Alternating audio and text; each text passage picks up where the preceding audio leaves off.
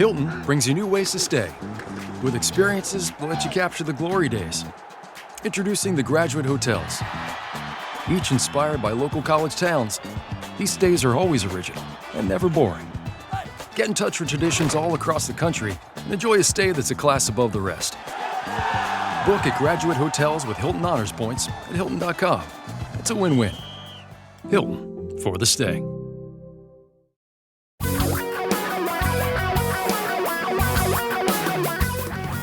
Reality radio for a really great future. We're talking real money. Hi there. Welcome to Talking Real Money. I'm Don, and this is the Saturday show turned into a podcast, but it's a wee bit different than what it usually is, and that's because, we usually get our show on Como Radio recorded, but since they were subject to a ransomware attack there, they've lost their recorder, and it's still not fixed. So I've been recording it in my studio, and I forgot to start it. I forgot to hit the record button at the beginning of the show.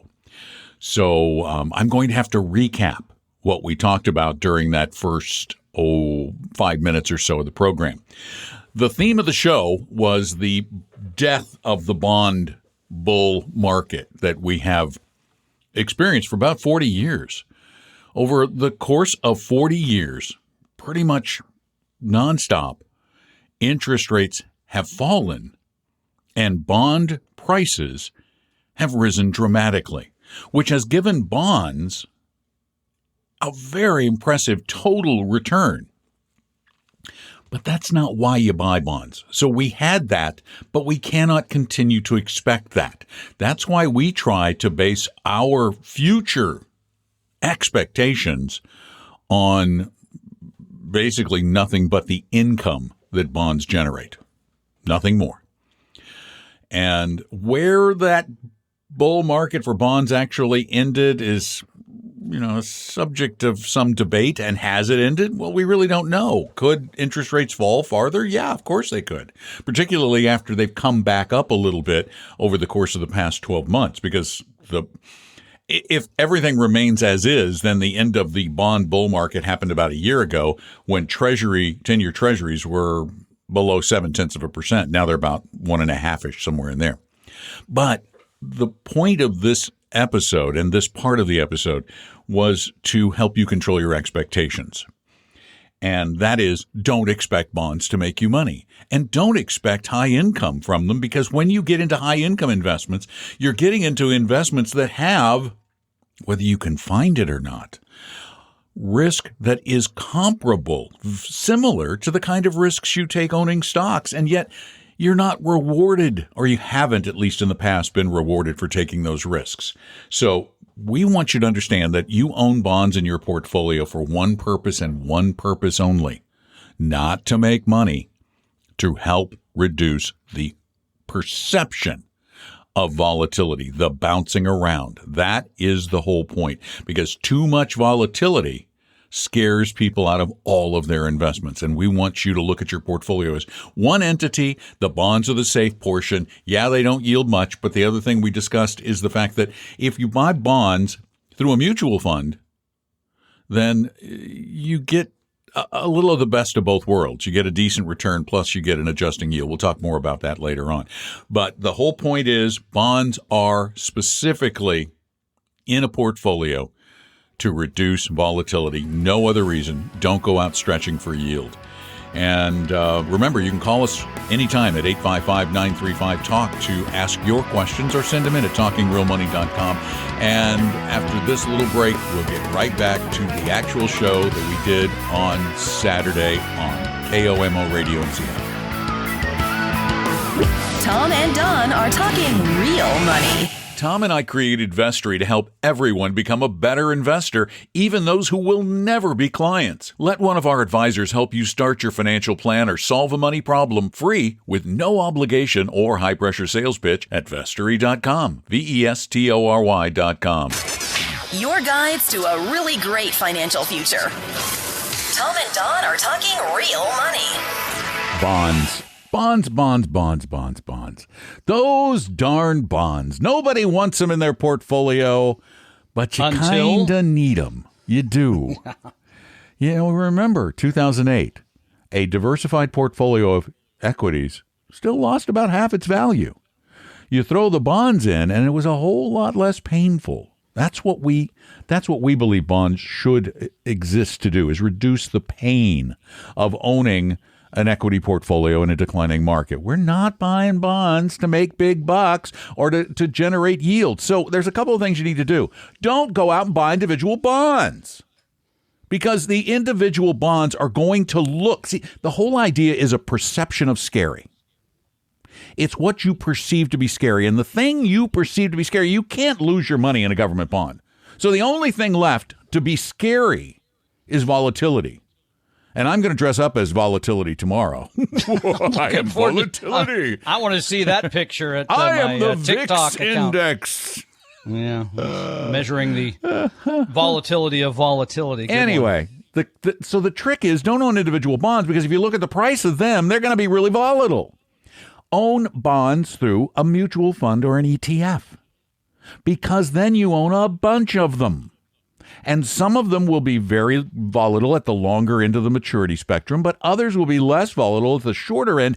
And as an added bonus, they will also mature soon and get reinvested in longer maturity bonds at the new higher rates. And let's make sure people are aware of what you're saying, maturity, because you don't hear a lot of that on this program. But we're talking about length of the security, Except like from 10 this, years, this 15. half of the Pardon me. So, yeah, you don't want to go too far out I'm that way, older. because there's not a lot, because there's more risk, right? That something could go wrong, and those can be more up and down, if you will. Right, so but if you the keep bond your maturities funds- to 10 years, you're probably okay. And you know what's Or interesting 11. is I compared BND to BIV. BND is the Vanguard Total Bond Index ETF, and BIV is the Total Intermediate Bond Index. Yeah. And it's so curious. There's a thing called duration, which is about how long they expect the bonds to stay in the portfolio on average. And the duration, the lower the number, the less volatile the fund is likely to be. Less risk. And the duration of BND, the longer term one, is 6.8 years, and the intermediate is 6.6. Not a They're lot of almost difference there. identical. Almost Yeah. identical. So You also looked at the 10-year return on the total bond, and it's only about 3% per year. About 3% per year. Okay. But that's 3% per year on average. So the even during a 10-year period where we've had falling, a little bit of rising rates, not necessarily, little. they've been flat to falling a little, you still netted out money, which is the whole idea. It's just to reduce the volatility. That's what we're trying to say. 855-935-TALK is our phone number. 855-935-8255. Call if you have any questions, comments, ideas, or you just need a little help with something. Call us. Jeff, you're up. Welcome to the show. Hi, guys. How's it going? Good. Thanks, Jeff. What's up? Question for you. I sold my business this year, so I'm going to be taking a very, very large tax hit. I was wondering if it was a good idea to take my IRA and roll it into my Roth IRA. Since I'm paying the maximum in taxes anyways, is this a good idea for this year? Wait a minute. So you say the maximum. Okay, remembering that income taxes, which is what you'll pay when you move pre-tax money to post-tax money, versus a capital gains tax is what you should pay on the sale of your business, correct? Correct. So I'm just wondering, I'm going to have a healthy tax bill anyways. So is it a good idea to do this now that I'm young? I'm only 47. I've got time. I'd do it in a year. I'd do it in a year in which you didn't have a big tax hit. A year in which you don't have the big tax hit and your income overall is a little lower. Yeah, generally it makes sense. Okay. Again, this is something to be looked at each year, because if your income does go down for some reason, as Don said, your tax rate would be lower. You'd also have space to sell something that would make, that would not take you to the next bracket per se.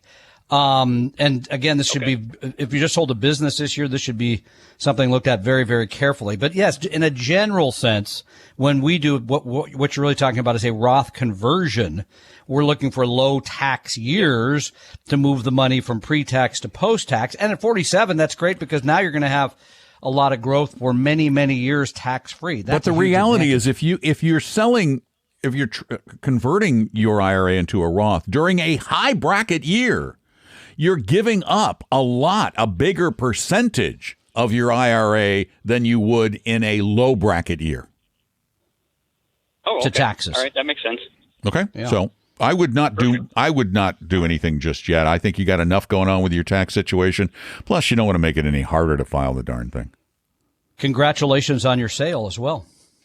Long. Well, All right, thanks again, gentlemen. Thank you very much for the call. We appreciate you being there. 855-935-8255. That's our phone number, 855-935-TALK. What? Roth conversions. We get a lot of those. Well, yeah, I mean, in some ways, I think it's overused. Mm-hmm. People think I should just move all my money from pre-tax to post-tax, and I should just get it over with and pay the tax. No, it should be done very carefully. Yes, because you need to consider a lot of factors, Yeah, which is why it makes a quick, concise, on-the-air answer one of those it depends things that so many things are. we need them as a sponsor. But here's the thing. No, we don't. I'm just putting it out there. No, I mean, but people have think This it's a It panacea. Depends moment is brought to you by Depends. I got very. Anyway, I think people think it's it's an easy fix to my tax situation in the long haul. Remember, most CPAs that I know are generally going to tell you don't pay any tax until you have to. This is the exact opposite of this. This is paying tax today that you won't have to pay until you're 72. It's like right now, I had to make the decision: do I do Roth or do I do pre-tax? Yeah. With my retirement contributions, and because I have done planning for my retirement, which is in sight, How's it looking, I by can the way? see it. Well, my income will be lower. My income will be lower in retirement, but I'm planning to live on that lower income. I've got a plan for that. So I'd rather take the big tax deductions today when I'm in a higher bracket, and I'll pay the taxes later when I'm in a lower bracket. Hopefully. How are the expenses going to be lower? I mean, Chick-fil-A already gives you the discount for being 65, right? Did you get another one No, at you don't 70 get or a something? 65. You don't get one. 'Cause Okay. I assume They're that's so what you meant popular. by lower. They're so popular. They don't care. No. We got a plan for downsizing the house and. Like you're going to blow up the top floor or something? I Yep. mean, how you downsize the house. Yep, we're going to just cut it off. Chainsaw. Tomorrow. Sell it to the next door neighbor. Tomorrow. Throw this one on there. Tomorrow, all the people wandering up and down the streets of Celebration with their chainsaws. We're just going to How put them many to work. people? You still get like 500,000 kids bust in or something? Pretty It's close. Crazy. Pretty darn close. How many pieces of candy do you have there in your house? Well, Debbie's going to get some right now. We were debating whether we were going to do Or trick or shut the treat or not, or windows, shut I mean, because turn the lights off? Because on our street every year, consistently, we get about 500 kids It's trick or treating. crazy. But on the Yeah. main drag through town, they can get over 5,000. That's nuts. 5,000 because all the hotels bus people in here because it's supposedly the best trick or treating in America. 855-935-TALK. Tom and Don are talking real money. Want a free copy of my book, Financial Physics? Well, go download it right now at vestory.com, vestory.com. For your real life and real future, Tom and Don are talking real money. I refuse to participate now. I refuse. My wife is right, not. My Halloween wife is Scrooge. not happy with me. She said, I want you to really? give out candy with me. And I went, okay, but I'll do it, but grudgingly. She goes, no, you'll just gripe the whole time. I went, yeah, I will, because I hate it. It's not that I hate the little kids trick-or-treating. It's that I hate the sheer quantity of them. Well, yeah, no, you get And- people. and- When I said people are bussed in, that's the No, reality. I literally feel like I should have like a little booth at the end of the sidewalk that says like trick-or-treating, 50 cents a person. You know, Maybe you should do it like Chuck Jaffe does. Like why has am the I their quiz. little Halloween theme park? I didn't volunteer for that. I can hardly wait for Thanksgiving and Christmas with. You know, we don't have children and their parents going door to door going, may I please have a leg of turkey? I'm waiting for the holidays, dude. You're going to be a lot of fun. And then, of course, at Christmas here, between Thanksgiving and New Year's, Yes. it's Snopes. That stuff is hideous. I've been there for that, and let's not go there. 'cause Let we it got somebody waiting, snope, but let it snope, that is let it snope. Truly, truly awful Just tradition. awful. Uh-huh. All right. 855-935-TALK is our phone number. John, you're up. Welcome to Talking Real Money. Hey, Don. Hey, Tom. How you doing? Good, John. Good. What's up? Good. I'm 65 years old, retired. I retired about 7 years ago under a disability pension and Social Security disability. And at that time, I had rolled over my TSP into a traditional IRA. And I may have made a mistake at that point because I thought I was rolling it over into just a mutual fund, but it turned out it's an annuity fund. And at this point, I realized this when I was thinking about converting some of this traditional IRA into a Roth IRA. And I don't know if I can do that from an annuity IRA fund or... Okay, well, how long ago did you buy the annuity? That would be the first thing to know. It was right when I retired. So 7 years ago. My conversion to the, Yeah, I mean, the first thing is to find out if the surrender. What kind of annuity is this? Do you know what kind of annuity? Do you know the name of the company? Do you know, is it a variable? Is it? Let's see, it's Thrivent Financial. Thrivent, the Yeah, former Lutheran Brotherhood. People who the hood may have hoodwinked you on this one. Another company that I just don't like very much personally. Right. They sell, they play this And they whole base it on affinity. religious affinity card, and I hate that. And then they charge you these huge commissions and fees. So yeah, it makes sense that somebody like that would have put you into an annuity. So it's probably a variable annuity. I'm gonna Likely. guess. Yeah, likely. A variable annuity will have a surrender charge that probably goes for 10 years. But bear in mind that you could pay a surrender charge, probably 3% right now to get out. But the extra fees and expenses you pay for the insurance that's attached to this investment are probably about 2.5% to 3% per year. So it's one of these things where you can pay now to get out, or you can keep paying as you stay in and wait to not pay to get out. Had I made this mistake, would chalk it up to experience and transfer this IRA into a real mutual fund account of some kind and bite the bullet and pay the surrender and never, ever, ever go back to this person who sold it to you. Well, he's retired, so... Well, that's for the best. Probably will. But bear in mind, his firm will put a full court press on you the minute they realize you're trying to get out. Okay, so... Yeah, so you should go to there's a declaration page there somewhere in your document that will tell you how much surrender fee you have left. That's what we're trying to get to, because you can run that number. Then, as Don said, then you got to decide, well, I'd rather have them take that instead of taking the 2.5% or 3% a year for the next 2 or 3 years. Do you know the full name of the annuity? Yeah, I could probably look it up. Thrivent is just the company that wrote it to you. The moderate allocation. Yeah, that doesn't help. Yeah. Okay. Yeah, go find your disclosure documents. You got them. They have to give them to you, or they're online. Usually the second page, declaration page. Yeah, and there should be a mention of surrender charges. And again, after 7 years, my guess is they tend to land in the 3% range. I would bite the bullet, pay the 3%, because you're going to pay extra in fees every year anyway for staying. And you can get into a mutual fund. Instead of paying 3% per year, you could pay like 1/100th of 1% for some. So it's cheaper. Tom and Don are talking real money. Is your portfolio a mess? You may have a case of hodgepodgeitis, but don't worry, we can help. Just set up a free, no-obligation meeting with a Vestory advisor at Vestory.com. No sales pitch, guaranteed. That's Vestory.com.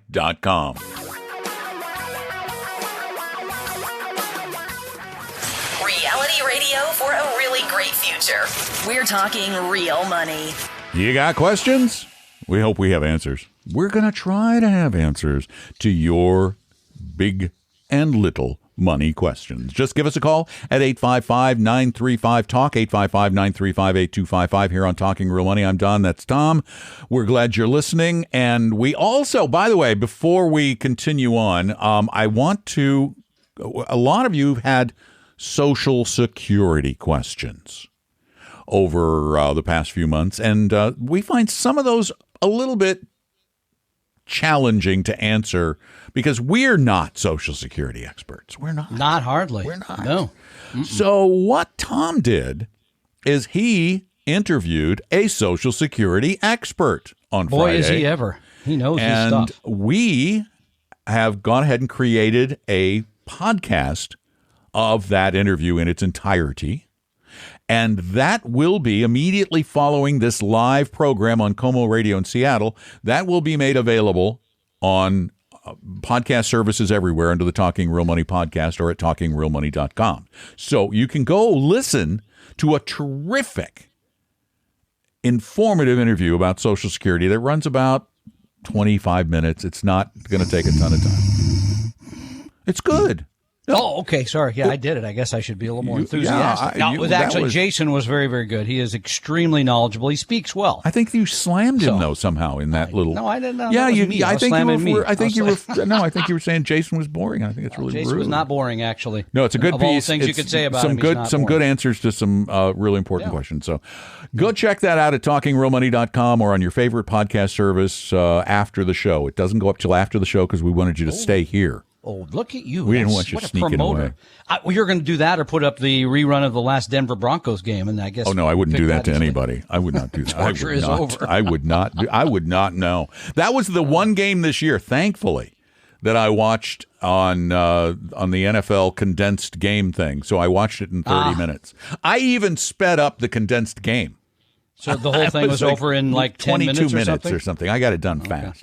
855. Where do you find that, by the way? You have to subscribe. It's NFL Game Pass. What do I just say that and my phone will hook it up or something? There's an app or something. You go to NFL.com, you can sign up. I got too many of those things. Anyway. You ask me where you get it. I know. I thought better about it. 855-935-TALK. That's our phone number. One of the things we talk about, and we really believe fervently in the power of diversification. However, it can be taken too far. Unbelievably, you would think with all the people who want you to just focus your portfolios on a few things that they couldn't get ridiculous with diversification. However, Larry Fink from BlackRock, which is, by the way, the biggest mutual fund company in the world, Larry Fink, the founder of BlackRock, thinks you should make your portfolio even more diversified. Yeah, well, there are, Don, as you may be aware, 3 million indexes you can invest in. Did you know that? 3 million? 3 million indexes? 3 million indices. How can they be indexes if there's 3 million of them? So, I don't know. What is it? We've got the 1 stock index, the 2 stock index, everything the 3 stock and a bond index. Yeah. All right. So Larry's,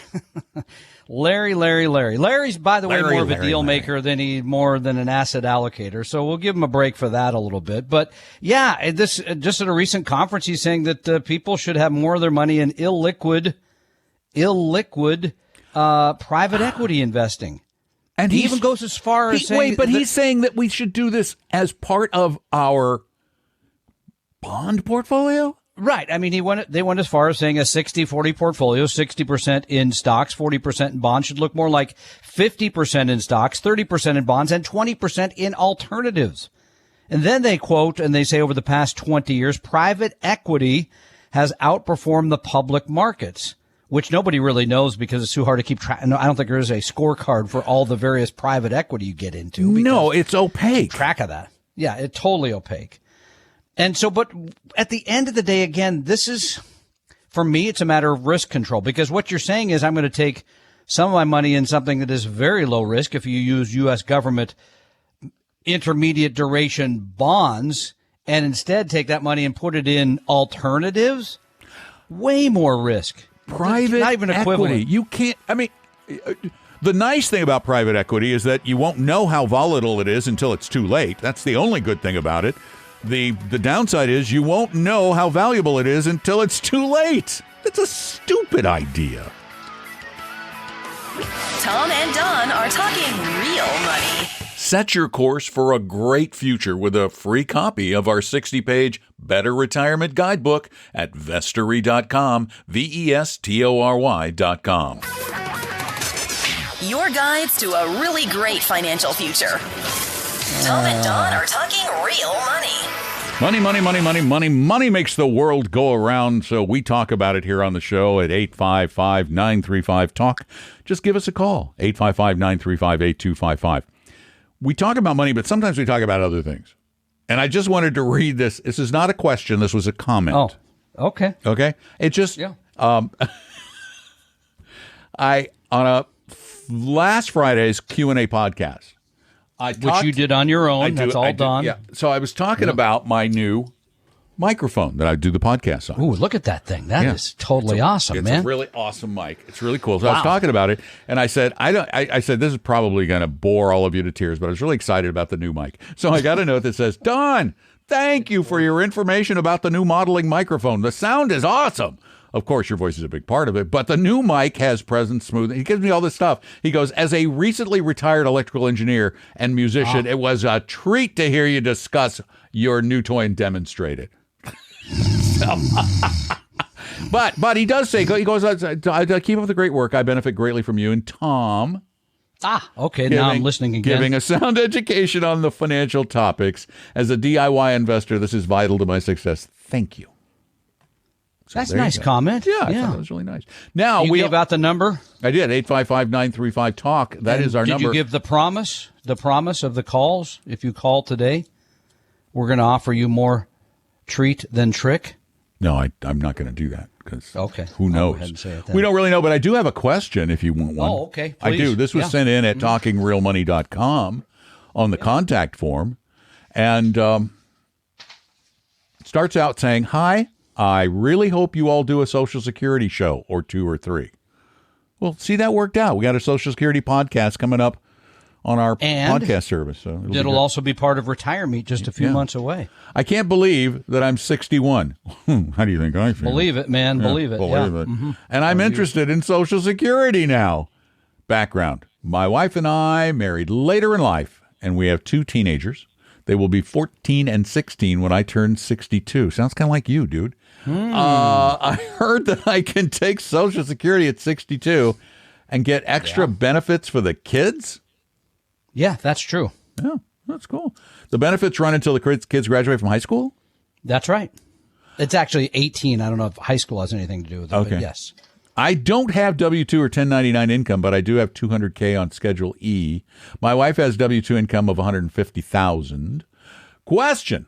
I had not planned on taking Social Security until 70, but is this a reason to start at 62? Well, you'd have to run the numbers because you'd have to look and say, okay, so for 4 years, I'm going to collect this extra benefit due to the fact that I have a dependent who's in my household while I'm taking Social Security. I don't know how big that benefit is. So you'd have to take that, right, for 4 years, plus the other person for 2 years, add that to what your benefit is going to be from 62 to, 67 or so. Have you done that for you? No, I looked at it. Because you got a teenager. I do. I looked at it briefly, and it didn't look like it made sense to me. No, it wouldn't for you. You make good money. Well, because then this is, remember, it's 62, that benefit that you're setting up for. This is the part that people forget. It's a lockdown. It's still almost half. It's like a third of people take it at 62. It's a tragedy. That's all you're going to get. Yeah, they're going to raise it for inflation, but inflation's going to be like today, right? Gas and all those things are more expensive. So you'd have to look at it with the 62 benefit you're getting plus the other 2. Okay, well, he says waiting till 67. He says quick math leads me to believe that I would have to live past 88 for it to make sense not to take it at 62. No, I don't believe you. I'd have to look at, does he give the numbers in terms of how much benefit he gets for each teenager? Of course not. His fingers would be typed to the bone. Yeah, no, I mean, but I would be very surprised. I'll put it that way. We should dial up Jason right now. Yeah, and then he says, and what would happen in 2038 when my wife turns 70? 2038? Can I switch to her earning record and get a step up? Oh, Yes, he could. Yes, he can, but it'll still be lower than half of hers because he's taking Right, 62. but now, though, with the This is combination of ridiculous. All right, forget 62, no, but think about it, with the combination of the 62 and the extra benefit for the kids and the fact that he can get up to half, a little less than half of his wife's At 70, it might make sense. Yeah, you need to you'd have actually to- sit you'd down have- and run the numbers. You'd have to put that in a computer. And what you might want, there are various Social Security Yeah, there's online calculators. calculators. Larry Kotlikov got one. has one that's Yeah. about $40 or something, and that may be Yeah. worthwhile. $40, yeah, that would be worthwhile because we're talking a decision that resonates for the rest of your life. I would love to know what that benefit is for the dependents while you're taking Social Security. I guess I could look it up. You know what we should do again? We should I could call Jason. No, I could no, call no. Jason What we right should now. See do? if What he we goes on should the do show. is set up a list of people who that we could call you. We could set up for you to call them with Jason. I can probably figure out a way to do that and get a Q&A going that we record for the podcast. I'll look into that. Sure. I'll look into doing that'd be that. great. Yeah. So again, I think that at the end of the day, in this circumstance, like most when it comes to Social Security, especially if you're married, you probably need to get an actual piece of software to look at this rather than just saying, I put it on the back of an envelope and here's how it looks, because this is a huge decision to claim Social Security. Big. I should know the answer to this question, but I'm going to plead old age because I probably know it, but I don't remember it. Do we have such a program at Vestry by Appella? Yeah, of course. Okay, I Yes. thought we did. Yeah. So Yeah, if someone wanted to get this figured out on a one-off basis, this is we one can of help those you. things that they Oh, could yeah. call or set up an appointment at Vestry. Is this a pitch of some to get kind? it figured out? No, it's not really a pitch. It's just Okay. I was thinking. Wait, don't we have We have advisors? that. Yes. We have some, don't we? Not right now at this moment, but Monday morning we will. Really? They're not like I think there's they somebody don't that's work on the call whole or something. weekend like you. They never. I'm going to go do the leaves right after this. So, Wait a minute. Hold on. Let me go to vestry.com. I want to see. oh, Something. you want to do a little chat? I'm going to see if anybody's there. Oh, that's a great idea. I've got 'cause to actually do it. Okay. Someone is supposed to be on call right now. I don't know, and they never listen to the show live. I know Fred. how much. My Fred? email, Fred. I was going to say At who's Fredland. I was going. Okay, if we have an advisor named Fred, then I'm in a lot of trouble because I don't know Fred. Advisors. Let's start a live chat. See if anybody responds. So yeah, technically you could go there and ask questions too. Hello. I think is that at the Vestry website or is that at Talking Real it's Money? at Vestry. Is anyone there? Hello. Tom told me I could call anytime and get help. Hello. Okay. So yeah, we have a live chat feature. We'll find out if it works. Yeah. Waiting. Do we need the Jeopardy music here or something? Or? There, I'm waiting. Okay, I'll let you know. I'll let you know after the break. By the way, if you have questions, you can talk with us live on Saturdays from noon to 2 Pacific, 3 to 5 Eastern. But you can Right now? also, that'd be right now. Yeah. That's what time it is now. Right now it is 3:53 Eastern time. Well done. See? Or you can call us 24 hours a day, 7 days a week. And the good news is it's the same phone number. 855-935-TALK. But we found another great way. Well, you guys love this way, and that is Any response on the chat? Oh boy, there's going to be trouble on Monday morning. Nothing. You could also send your questions in at talkingrealmoney.com. So you are going to see one of our advisors get in trouble live on the radio. 855-935-TALK. Tom and Don are talking real money. A second opinion could save your life either physically or fiscally.